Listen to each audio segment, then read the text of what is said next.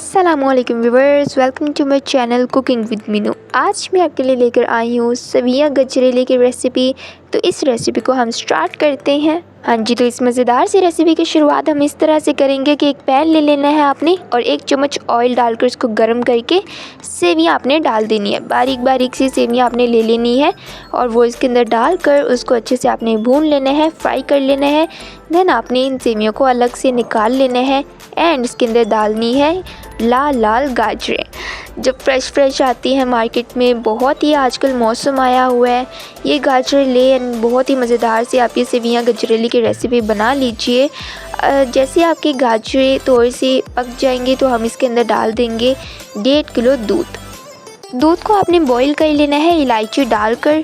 जब आप इलायची डालकर दूध को बॉईल करेंगे देन आपको यहाँ पर इलायची डालने की ज़रूरत नहीं होगी, इसलिए हमने इसी तरह से इसको ऐड किया। इसके अंदर अब हम इलायची नहीं ऐड करेंगे। अब आपने इसको बिल्कुल मीडियम आंच पर इसको पकाते जाना है और उसके बाद हम इसके अंदर डालेंगे चीनी। तकरीबन हाफ़ कप हम ऐड करें, आप अपने जायके के मुताबिक इसके अंदर शामिल कर दीजिएगा।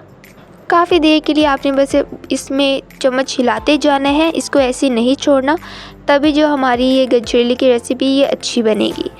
अब हम इसके अंदर डालेंगे भुनी हुई सेवियाँ, जिसको हमने भुना था वो हम इसके अंदर डाल देंगे।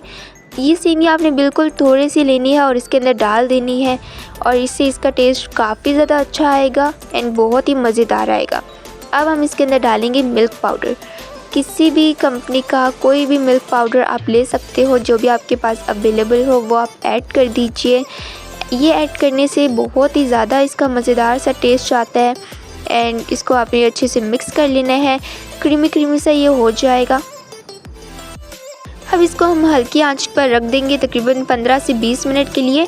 तब तक जो हमारी सेवियां हैं वो भी अच्छे से इसके अंदर पक जाएंगी एंड बाकी भी हमारी जो गाजर है वो भी बहुत अच्छे से पक जाएगा। अब लास्ट में हम इसके ऊपर डाल देंगे ड्राई फ्रूट्स, जैसे गरी डाल दीजिए, बादाम डाल दीजिए, किशमिश या जो भी आपके पास अवेलेबल हो। एंड यहाँ पर हमारी रेसिपी होती है एंड। बहुत ही इजी सी रेसिपी है, आप इसको बनाएंगे एंड बार बार बनाते जाएंगे। आप ट्राई करके हमें कमेंट सेक्शन में ज़रूर बताइएगा कि आपको ये रेसिपी कैसी लगी है। अब आप इसको ठंडा कर लीजिए एंड उसके बाद सर्व कर दीजिए। सर्दियाँ भी आ रही है तो आप इसको ज़रूर ट्राई कीजिएगा। इसी के साथ साथ अगर वीडियो अच्छी लगी है तो लाइक शेयर एंड सब्सक्राइब ज़रूर कीजिएगा। अल्लाह हाफ़िज़।